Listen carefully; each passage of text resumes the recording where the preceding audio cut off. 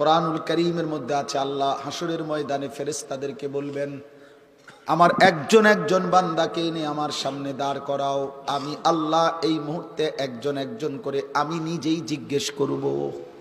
আল্লাহ বলে, বন্ধু সেদিন আপনি দেখবেন সমস্ত পাপী নাফরমান ঘৃণায়, লজ্জায়, অপমানে মাথাটা নুয়ে আমি আল্লাহর সামনে দাঁড়িয়ে আছি। অপমানে মাথা তুলে তাকাইতে পারবে। আল্লাহ কোরআনে বলছেন, আয়ুদাউনা ইলা সুজুদি ফালা ইস্তাতিউন। কিয়ামতের দিন হাসরের ময়দানে ফেরেশতা নাফরমান বান্দাকে ডাক দিয়ে বলবে, হে নাফরমান, মোট সারা জিন্দেগীর এত লক্ষ সেজদা তোমার মোট ছুটে গেছে, এখন দাও।